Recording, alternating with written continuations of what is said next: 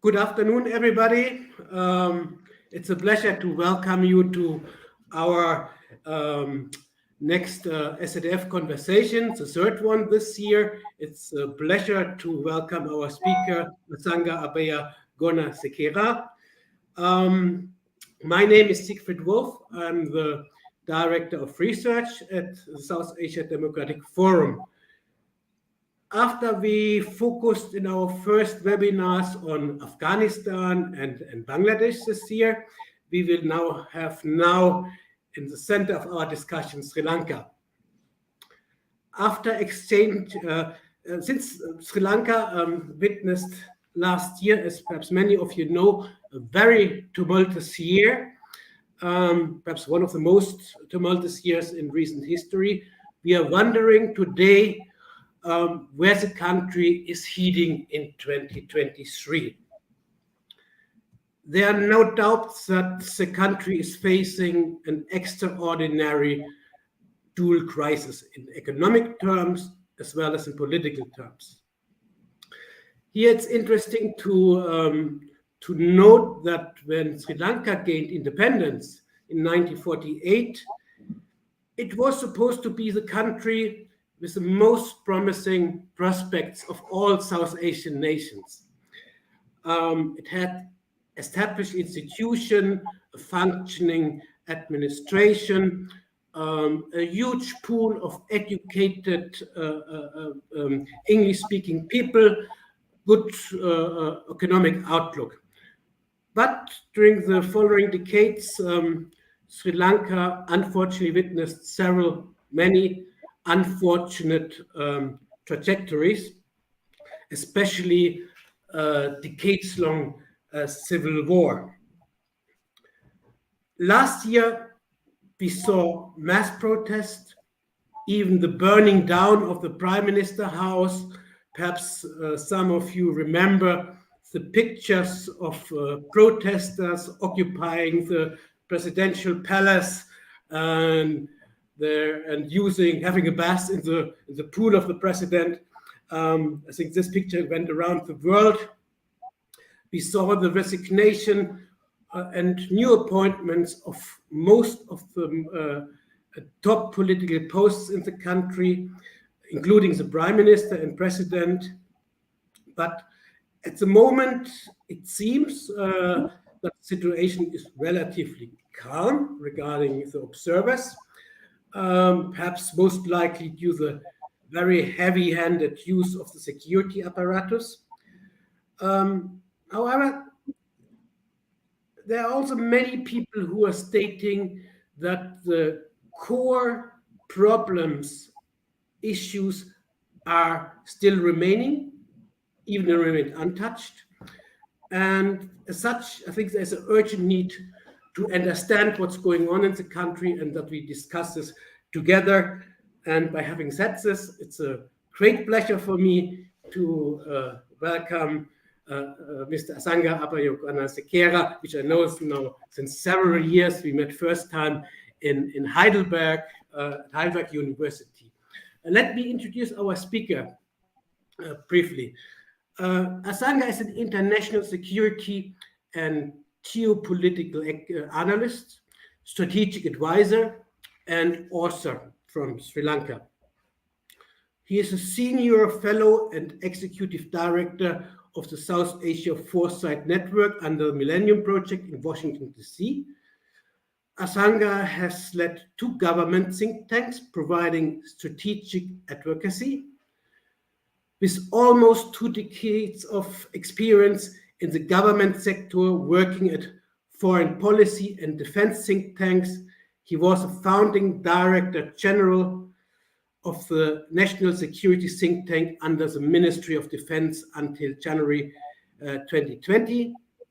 Earlier, he served as executive director at the Kadirgama Institute.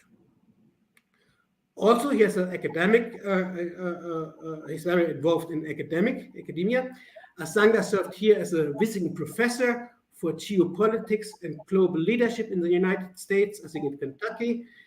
He is visiting lecturer for international security at the Colombo University in Sri Lanka and for international political economy at the University of London, also in Colombo.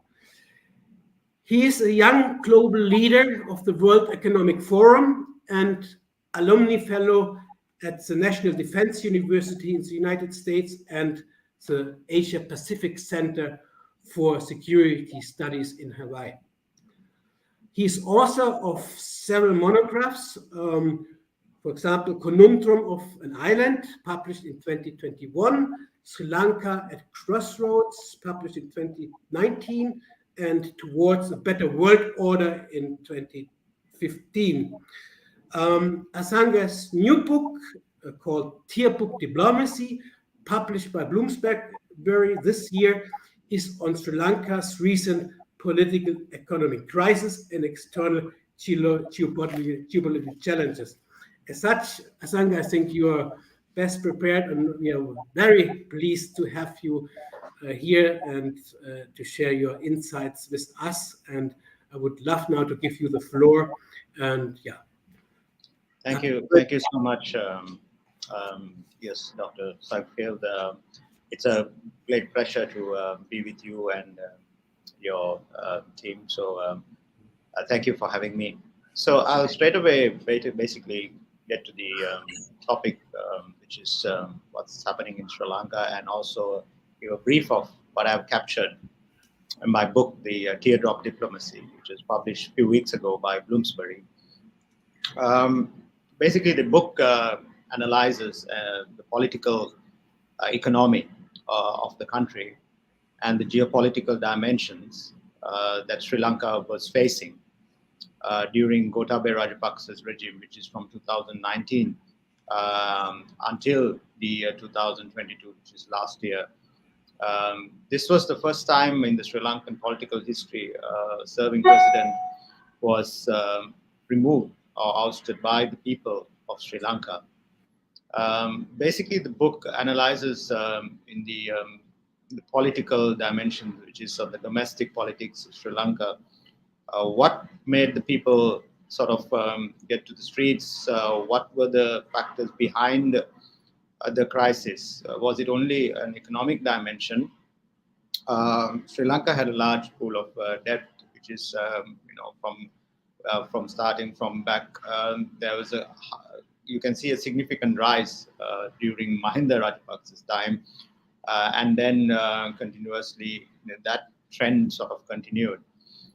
So this was prior to the BRI, but then what really happened after the Belt and Road Initiative when Sri Lanka joined? I was the director of the foreign policy think tank back then when Sri Lanka joined the BRI. Sri Lanka was one of the initial partners who supported the BRI, seeing that the Chinese assistance and funding for basically the infrastructure diplomacy carried out by China was welcome by the Sri Lankan subsequent regimes. What triggered the situation in Sri Lanka, now as well as in Pakistan, my book actually gives a sort of a more broader view about the region. What are the other countries that are getting into this situation? Basically, the initial chapter in 2019, when it discussed about the political environment back then, I was working as a senior researcher for USAID in Sri Lanka. So our team was capturing political economic data back then in Sri Lanka, and this was 20 and 21 time. And what we captured was very, I would say, data that was detrimental for democratic, the processes of Sri Lanka. There was a constitutional amendment by Gotabaya Rajapaksa when he came to power, bringing all the most of the I would say the legislative powers under an executive rule. The independent commissions were dismantled and put under him. So you can see some structural adjustments done by the executive. And then he front-loaded the military with 28 military appointments. So I give a sort of a descriptive analysis why he did that. What was the reason that he front-loaded the military? to the government administration services. So back then, when we were interviewing bureaucrats as well as many others, I did several sort of consultations. So one was the USAID and for several others stakeholders. But then what we found was very disturbing sort of data that that Sri Lanka is getting into a different kind of model than the existing democratic model. So it's moving away towards a model more center heavy militaristic model, closer to Myanmar or Pakistan. Now, the regime started sort of, there's a lot of human rights concerns during this time. Prevention of Terrorism, PTA, we have this act called the Prevention of Terrorism Act, which was used by the government. Now, this similar pattern you could see in countries like Bangladesh, clearly the Digital Security Act, what's going on there. So it's not sort of unique to Sri Lanka, but you could see that. So my analysis basically talks about Sri Lanka, but also moves out of Sri Lanka to discuss about the region also and the geopolitics impacting Sri Lanka, mainly the foreign policy of Sri Lanka. Now, Sri Lanka during Gotabaya Rajapaksa's time, they pledged to, Gotabaya said that we were going to have a balanced foreign policy. But you could see that some of the decisions that was taken, basically supporting, such as an example, I can give you the human rights issues in Xinjiang, Sri Lankan government speaking about that. So that was the first time again that Sri Lanka has done that. So you could see that, and the telephonic conversation with President Xi and Gotabaya, where Gotabaya Rajapaksa says that he wants to exercise a new model, a new development model closer to China. So what you see is that balanced foreign policy moving, the tilt has moved, Gotabaya moved towards China. And this is because of the inexperience, I would say, of the new appointments of the people who Gotabaya appointed, such as we had a military foreign secretary for the first time who had no idea on the how the foreign policy was calibrated back in the past, and so it sort of gave different signals. Some of them were, I would say, threatening signals to nations like India, New Delhi, and many other like-minded allied partners of Sri Lanka who wanted to assist. One of the reasons that Sri Lanka rejected from the initial stage on the IMF assistance was because of the inward ultra-nationalist viewpoint, which Gotabaya Rajapaksa managed to sort of develop during his time. Now, this was, it didn't happen overnight. It happened with a process. So my book actually sort of captures what was the reasons that got there. What made him sort of, more ultra-nationalist, more militaristic than his brother. And this was the first time that the Sri Lanka had a sibling regime also. So for the people who has no idea of Sri Lanka, basically we had two brothers running the country, but then again, several other family members also as the top ministers of the country, the finance minister, then you have here the sons and everybody. So one of the main issues is actually China developing its space in Sri Lanka. It's the significant influence during Gotabaya Rajapaksa's time. So I kind of argue that China has managed to sort of develop a strategic trap in Sri Lanka. More than a debt trap, it is a strategic trap with three dimensions, which I have captured. First is on political level, where political funding from CCP, Chinese Communist Party, to the Rajapaksa political party sort of have increased significantly, and the influence that CCP had on the political model to alter the existing political model, where Gotabaya moved towards a more semi-autocratic regime.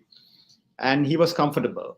and this is a very good example for other countries who are in the BRI, especially. It's a direct, I would say, when I was finishing the book last year, everything what I wrote basically sort of resonated, and I can refer to Pakistan or what's going on right now in Pakistan.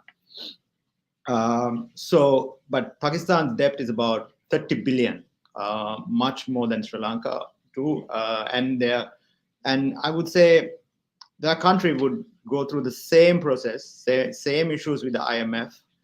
I know that they had 48 hours of blackouts a few days ago. They reached IMF. But remember, the CPEC is 60 billion when they complete it. Okay, right now it's 30 billion. So it's going to go through the same process. And Sri Lankan case is a direct warning to countries like Pakistan and many other African countries where the CCP involvement would need to be sort of looked at. So that's the number one, the first dimension I captured on the strategic trap. The second is on the human rights, where China supports the regime's human rights. If Sri Lanka has, in 2009, after the end of the civil war, we had an opportunity to get in to a genuine reconciliation process and move with the international community's recommendations. But unfortunately, Sri Lanka did not sort of, take this opportunity to move, to reintegrate with the diaspora. China has been supporting Sri Lanka on its human rights, basically raised by the UN. And every time when it's raised, so you have China backing Sri Lankan regime. And reciprocally, Sri Lankan government, like I said earlier, supports Chinese human rights in Xinjiang.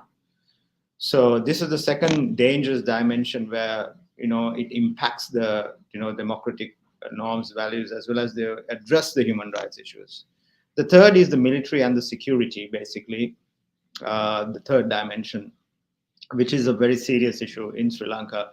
80% of our national network is operated by the Chinese Huawei, the backbone. Some of the data that I've captured, basically, it had, the surveillance that projects that they wanted to get approval, as well as they've managed to somehow get into the system, will have a significant security issue. The Hambantota port now, which has been quoted multiple times for debt trap, 99 years lease to China, but then they don't look at the dimension of the security issue because of what's going on there. The naval people can't, naval officers, which I've sort of interviewed, they can't go to the Hambantota port sometimes because of this Chinese control. And they don't have a control at all. You're losing Sri Lanka, losing control of these infrastructure projects, because Chinese have managed to exercise a hybrid model, a civil military model in there. The best example is which happened last year, August, the Yangwang 5, the Chinese spy ship. When New Delhi wanted to stop it, basically they said that to Colombo, don't invite this ship, don't bring this in. But Colombo initially said we will not bring, but then they did listen to the Chinese and sort of, they invited the ship to Hambantota dock in Hambantota. Now that shows the Chinese agency that they have sort of built during the Rajapaksa's time. But unfortunately, Vikramasinghe is the best person, of course, to handle the economic crisis because of his experience. He has managed to do, basically the present regime of Vikramasinghe and Rajapaksa. When Gotabaya left, which is a former president, he handed over to Vikramasinghe. This is the first time, again, we have an appointed president. We always had an elected president. So Vikramasinghe has managed quickly to recalibrate the China tilt to a balanced foreign policy. It has happened so fast that he has done many, I would say, prudent as well as important measures. We're reaching out to IMF. Now what you see a huge success of that, because we managed to sort of get the IMF. But remember the structural issue, the structural structural changes which the IMF is going to sort of introduce is gonna have a serious impact to the domestic politics. People are still in the streets. They're protesting. The prices are too high. The taxes they have increased. The electricity prices have increased. This is again equal to Pakistan. Pakistan government increased by 7 rupees per unit the electricity prices. IMF wants it 12 rupees increase. So when you do these adjustments and it impacts directly to the polity, directly to the people, which Sri Lanka, I mean, you can see that some of them are skipping meals. People are really suffering right now. Some of the stories that I hear is like shocking. Like they're not had milk for like 3 months. They are sort of cutting down on their food and daily expenses because what has happened. Unfortunately, Sri Lankan crisis, I mean, should not happen to other countries. It's a warning. We were the only country, I mean, for the last 30 years, I could not find a single country that was waiting until the foreign reserves dropped to zero and reached IMF. We were waiting until it hit the zero, the nearest of zero, and then we reached out to IMF. Now, Pakistan is 3 billion, has hit 3 billion of foreign reserve, which is about 3 months' time. It's a very similar situation. But remember, the external factors also impacted. I wouldn't say only the internal factors, the COVID, of course, and the Ukrainian war. In Pakistan, a very different case because of the floods, where the crops and sort of impacted the agriculture sector. In Sri Lanka, we had the fertilizer, switch to the organic fertilizer from chemical fertilizer, which impacted the agriculture sector. So I see parallels. I see this is happening. Bangladesh again could be. I mean, they are much more sort of. They've reached out to IMF right now, and some of the countries that has this significant debt impact has reached out, which is really good. But then also to understand China's role here, and China is also doing this for the first time. Large-scale infrastructure. There was no return in Sri Lanka. China built the airport. There's no returns. There's no flights coming in the south. This is this airport in the south of Sri Lanka. A massive port. It's called the Colombo Port City. An economic zone. Again, with the extra jurisdictional powers that China wanted it. The processes that China takes to take approvals are not correct. I mean, bureaucrats I have interviewed, very senior people said this is not the way that we were working. Clearly, because you don't sign agreements in the weekends. Hambantota was signed during a weekend, a small ceremony with a quick approval. They are not transparent, Chinese agreements.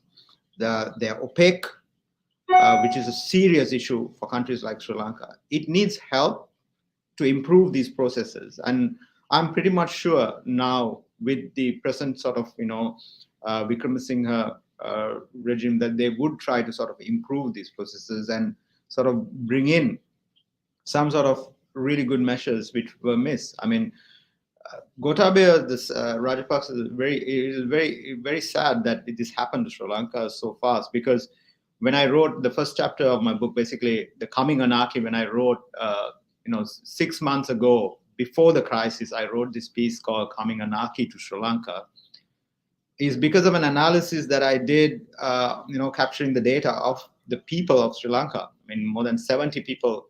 What they said was like, this is coming in. We can see it. The economic crisis, the political crisis. We never had a model like this. 28 military people, in the highest civilian officers did not rule us like this. So I think these are the main issues that have been captured. The geopolitical challenges, I've sort of referred to the BRI and Indo-Pacific.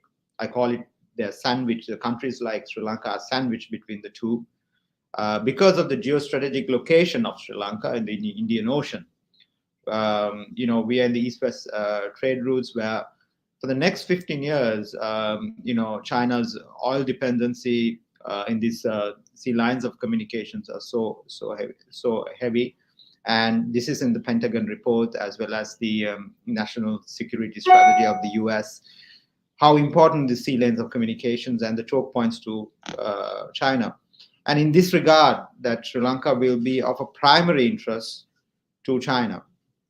And New Delhi has also, because of its immediate periphery, 32 kilometers away that Sri Lanka is sitting, is of immediate interest, basically to New Delhi. So how does Sri Lanka manage and sort of balance China, India, and the US is discussed in the geopolitics chapter. So I think I'll leave it there so that be able to get questions and sort of, thank you so much.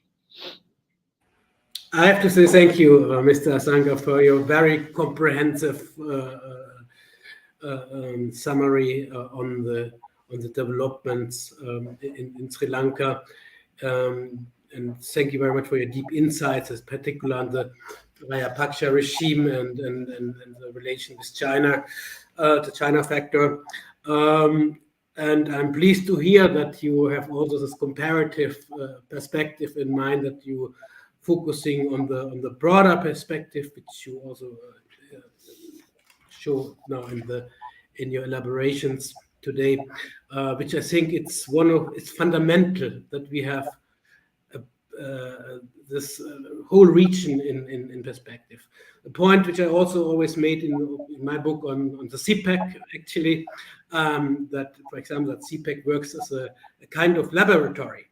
I think the same of all kind of issues and problems you might face in dealing with China, or in particular with Chinese development projects. And the same you can say also for Sri Lanka. After listening to you, all the issues you mentioned, like for example, the way how agreements were signed. I mean, it looks like a blueprint for Pakistan and another way around. As I mentioned before, the issue of today is what we should expect in 2023, and you already indicated this in your presentation. As I remember, recap all some of the analysts, there were often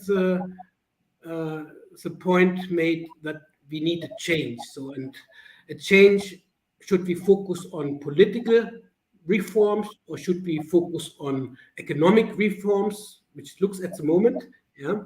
And there's always a problem. Okay, now we should first focus on IMF loan and completely sidelining the necessary constitutional and political reforms you mentioned.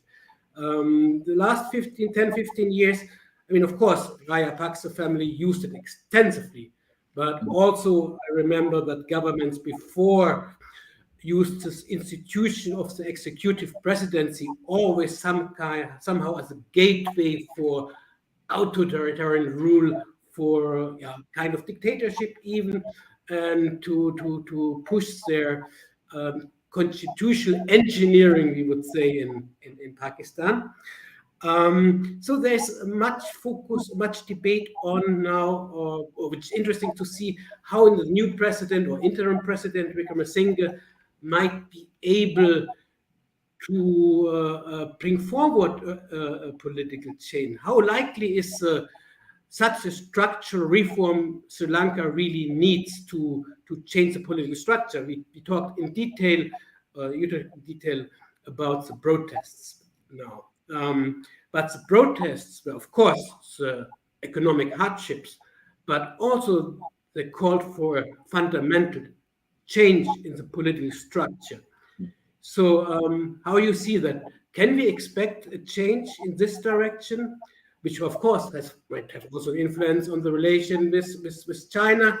It might have inflation on other economic issues. So how you see that? Does Wickremesinghe has in all the political space to do something in this direction? A very good question, Dr. Wolf. It's does he have the space to do it? So right now, Vikram Singha, as I said, he's not elected by the people, so he was appointed, and he's there as an interim president until the next elections. Now, according to the constitution of Sri Lanka, but the problem is that he has to depend on the Rajapaksa political party, which is SLPP in the parliament. Majority belongs to them. So the prime minister is a Rajapaksa member. So he has two sort of challenges. One is sort of balancing the political act and having some sort of balance with the Rajapaksa, which is right now he's having it, and then to handle the economy. Of course, like I said, to handle the economy, he's got the experience because he's been the prime minister for 6 times, and he has dealt. He understands the international uh, arena and how to reach out to countries. You could see that India was one of the first countries to reach out, and closer to 4 billion was offered by India, and Japan. Actually, I mean, India and Japan played a huge role in this, bringing China for this debt restructuring, especially at the G20, which happened last month. Nirmala Sitaraman, I mean, Indian finance minister. So basically, her contribution basically to talking about this particular debt issues, not only in Sri Lanka, but in Zimbabwe, many other countries that's happening. I mean, Sri Lankan case has to be read by these developing nations immediately because of the China factor. China factor is not the only factor for the crisis, but it is a significant factor. That's why the case has to be, I mean, why I worked on this book is because of that particular area, because countries need to understand before you get into the issue and you fall into this problem. So to answer your question, he does not have the political support from the people, but he has the political support from the political party who was appointed by the previous election. So does he have sort of the economic knowledge to do this? Yes, of course, I think so. And the last few months, I mean, I've seen everything that I've sort of, I mean, basically my analysis during Rajapaksa's time to to do this, like for example, to accept the U.S. assistance such as the MCC Millennium Challenge Corporation Fund of 400 million, 450 million, which we rejected. The Gotabaya Rajapaksa regime, we rejected it, saying it's a national security threat for the country. So these are because of the ultra-nationalist, viewpoint we rejected. So Wickremesinghe has managed to sort of get this back again. He had reached out to USAID. He has introduced the redemocratization process. He sort of, worked with Japan and sort of Gotabaya stopped the LRT. The LRT is the light rail train project. And Wickremesinghe, you can see reaching out to Japan and sort of bringing it back. India, Gotabaya had problems with the the terminal, the east terminal of the Colombo port, east container terminal, and then shifting it to west container terminal after some time. But then Wickremesinghe not only continued the project but even expanded it, giving to India, the power projects as well as the.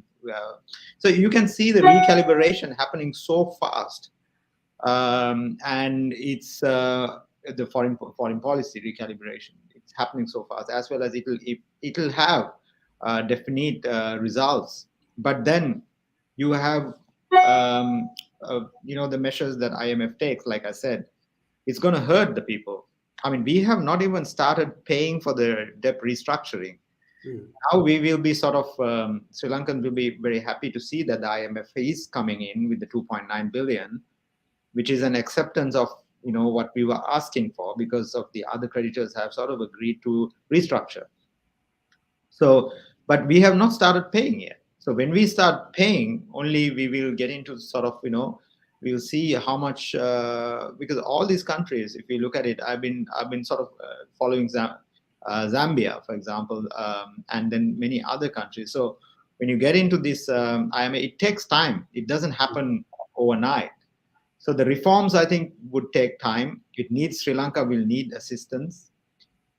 Postponing elections was, I don't think it was a wise decision, which happened like a few weeks ago. The local elections were postponed because you can't, because in his position, he was not appointed by the people.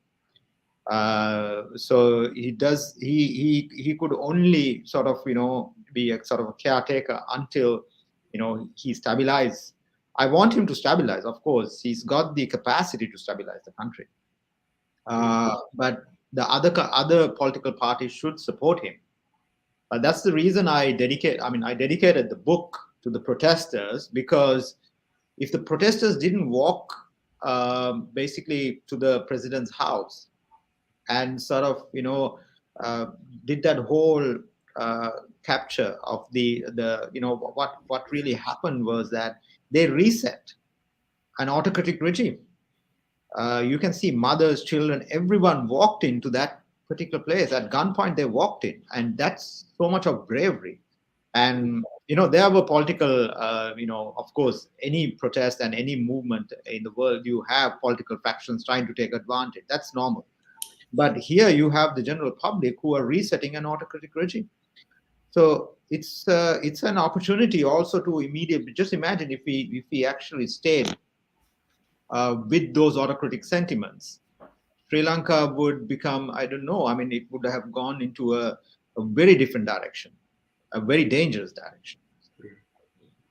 Thank you for your detailed response. It's very interesting that you mentioned the example of the postponement of the local body elections. I think this is a very dangerous development, which I observe also in Pakistan, at least the use of the argument. I mean, it was not just the postponement of the local election. What is worrying is an argument that due to the economic crisis, due to the lack of funds, we can't have election. And when this spreads, this notion, this is very dangerous for democratic transition countries. Also, because this is, you have this in Pakistan. This argument is already much in the press, much used by political decision makers in the context of the upcoming Punjab provincial election, Khyber Pakhtunkhwa. Even on the national level, this argument is used that there might be the thought that they postpone perhaps general elections because of economic crisis. And I think this is a very worrying dimension. Okay, I don't want to talk more in this direction now because we have one question already, meaning one person who wants to raise a question is our director of the South Asia Democratic Forum, Paolo Kosaka. He just want to have the word for asking some questions. Please, Paolo. Well, thank you very much, Siegfried, and many congratulations, Mr. Azanga Abaya Gona Sekera, for your very insightful analysis of the challenges that Sri Lanka is being confronted with, for your new book that we would also like to congratulate you for. And I would like to elaborate a bit on the state of the conversation on what might be predicted for the future. I do understand that presidential elections, are only scheduled for September 2024, and parliamentary elections for after that. That's what I did understand. Well, if this is true, well, of course, you don't think it's, not possible to think of any sort of postponement. And do you think that it is likely that Mr. Wickremesinghe will manage to take all this time to recover and to win this public opinion that is still, according to what I understood, it's still very angry with the power and very angry with the situation. What is a bit your insight of what is going to happen? This is in the context of what we intend to do in the near future, which is a bit of a foresight of the elections on all the South Asian countries. Please. Thank you. Thank you, Paulo. Thank you very much for the question, and it's a very important question. Actually, many are asking this question: what's next in the political arena in Sri Lanka? Because Wickremesinghe came from a bonus seat to the parliament. He was defeated in the last election. His party got one seat, a bonus seat, so he managed to come to the parliament. That's why when he was appointed as the president by the former president, there was a question that was that legitimate, even because he came from a bonus seat, not from the public vote. Now, he has two challenges, like I said earlier. So one is his own political survival, and the next is, the economy, which he has. So own political survival, now he has tied up with the Rajapaksa faction, the SLPP. Again, he is changing the political history of Sri Lanka. You see, there are two parties, the United National Party, which he belonged to, basically the center-right, as well as the SLPP, the more sort of the leftist wing. Then you have the left wing as well as the right wing sort of working together for the first time. So he has merged it in a way.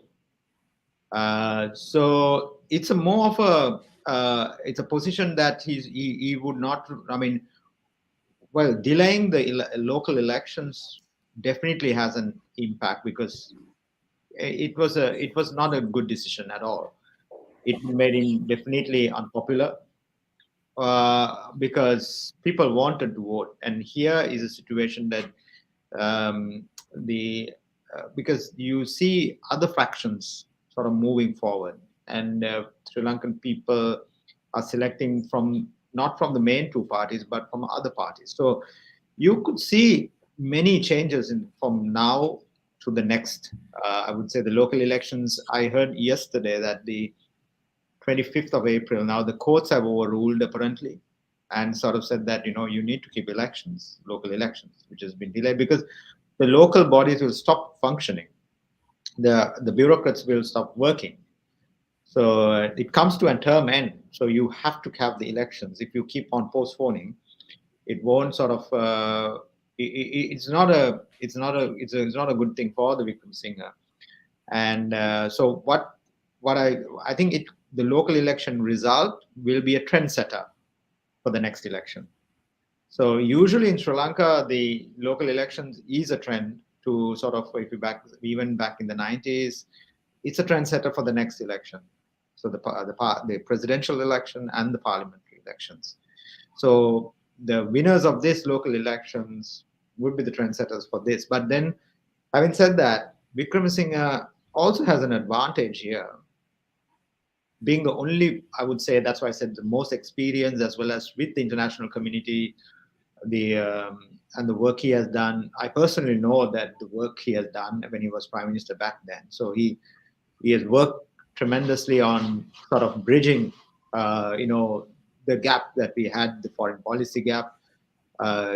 He's an expert on that. So he could do that during that time and stabilize the country. And it's up to the people to see back again, if he's actually stabilized the country so well, and see the person. And Wickremesinghe has been 6 times, like I said. So he has gone through this cycle many times, and he has seen also. He comes with a lot of political maturity, and that's an advantage actually at this point to stabilize a nation like Sri Lanka.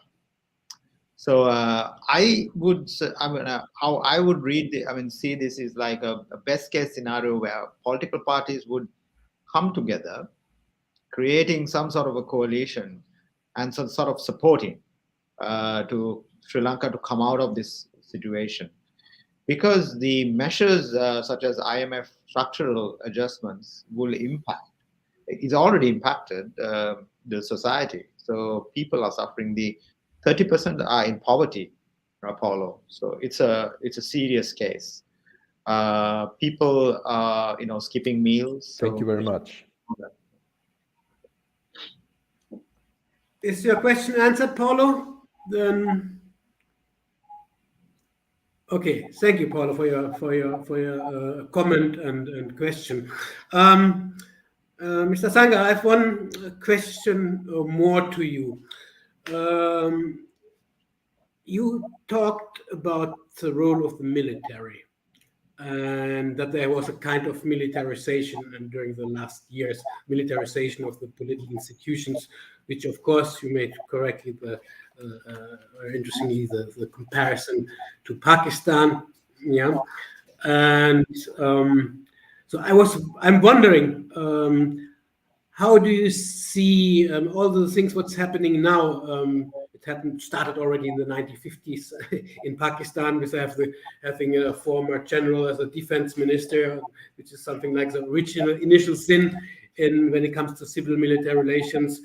So how you would measure the status of civil-military relation in Sri Lanka, the role of the army or the military in the political system? Do we have to expect something like what's called in Pakistan as a garrison state? Are we heading towards something like this in Sri Lanka, or do you see a strong enough civilian, let's say, countervailing forces against a too strong political role of the army in politics? Again, a very important question, Dr. Wolf. The civil-military balance in countries like Sri Lanka and Pakistan. I mean, you have 20% of the GDP spent for defense in Pakistan, and you have less than 1% for health or education or any other important. I mean, you have what you see is like dysfunctionality because of the heavy military presence. Countries like Sri Lanka, who has won a war from in 2009. I mean, we have multiple issues with the minority community. We have human rights concerns. There are many issues that needs to be addressed, and political solutions have to be looked at. Now, this is the reason that India has been talking to Sri Lanka on devolution of power, the importance of the 13th Amendment, the devolution of power. So there is a sort of a fine line between the ultra-nationalist viewpoint, which is against the devolution, has been against from the day one, talking about sovereignty, the national issues, but they don't talk about China when it comes to Chinese projects, the Chinese influences, the debt trap issues, the strategic trap I mentioned. When the protests happened in the port for the East Container Terminal, I captured basically the trade union leaders, what they were protesting about. Now, this was against the Indian acquisition of the East Container Terminal. And the trade union leaders were talking for the first time. I mean, I was surprised because they were saying about geopolitics. They are against the ECT and India because of geopolitics. You see, the trade union leaders don't talk about geopolitics. They talk about salaries, the wages, and this is it's a dimension that I captured, but then I did see some external forces supporting the trade unions to do this. What I mentioned is China was behind supporting. So there were dangers. These are the dangers that Sri Lanka went through, and these are the things that extra regional countries should not do in countries like in Sri Lanka. That have a serious impact. And military taking the advantage of the situation where when you have 28 military appointments in the civil administration. You have military to control the daily prices of the food, the commodities. You have the foreign secretary. You have, I mean, the situation. What Gotabaya did to the country was introducing a very new, unique model, and which the bureaucracy obviously saw it as a serious threat. General public saw it as a serious issue, and he managed to capitalize on this because during the COVID time, the pandemic, because of the lockdown environment, the military's rule, and basically the military's role of basically helping the people and all that, so managed to create that environment. And during this time, only the constitutional changes also happened. There are only few countries who did constitutional changes during a pandemic, and I captured that also in my book, because you have a lockdown situation, there's no less public participation. So military's role here was a significant factor for the downfall of Gotabaya Rajapaksa. The balance that Sri Lanka, the civil-military balance, is an essential and important ingredient for Sri Lanka's progress as well as Sri Lanka's development in the future. Even countries like Pakistan, civil-military balance, 20% of the GDP is so high on the military, the dependency on the military. The government's relationship is another issue. But Sri Lanka, amazingly, during Wickramasinghe's time, back in the past, Sirisena and Wickramasinghe's, for the first time, we developed a national defense policy, a documentation, basically how do we structure, different areas of the military, such as the National Security Council. What are the areas? So it has been written now, and we have an approved national defense policy of Sri Lanka. But unfortunately, Gotabaya did not take that document forward. It was approved by the cabinet. He shelved it. Gotabaya Rajapaksa shelved that document, saying that he would come with another document. So these are the problems of countries like Sri Lanka and developing nations. So where inconsistency of policies has an impact. One of the dangerous situations when you don't have the civil-military balance, Dr. Wolf, is that you would have military strongmen coming to the political arena, and the capturability is so easy when it comes to that stage. Now, during that data collection point in Sri Lanka, we did capture some data on that particular point, which was very dangerous. That there is a possibility that a military strongman could come with dysfunctionality, all this dysfunction. So these are the dangers that I've sort of highlighted in my book, and it is I think it would be an eye opener for many BRI countries, developing nations who are struggling on the same issues. Yeah. Okay, thank you so much, Mr. Asanga, for the answer and all the insight you shared with us today. Unfortunately, we reached the end of our time of SADF conversation.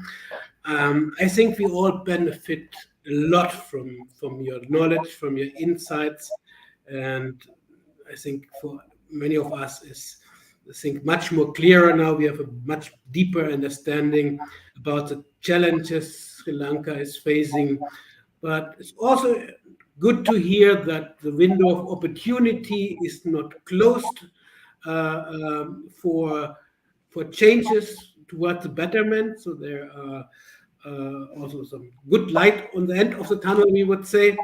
And so this sounds promising. It's not only dark, grim perspective.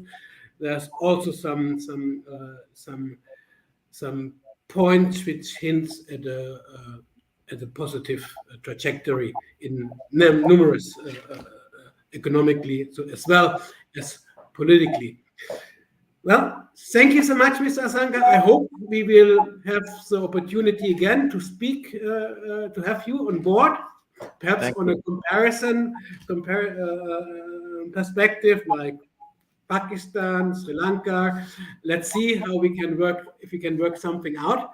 Otherwise, I thank you again. Last but not least, I want to thank also my colleague Madalena, who made actually this webinar happen, for all the Yeah. technical, administrative work, and all her other kind support. Thank you so much, Madalena. Thank you so much, Paulo, for your intervention, and thank you so much to the auditorium for today for listening for us. Thank you so much. Thank you. Thank you for having me. Thank you so much. Thank you.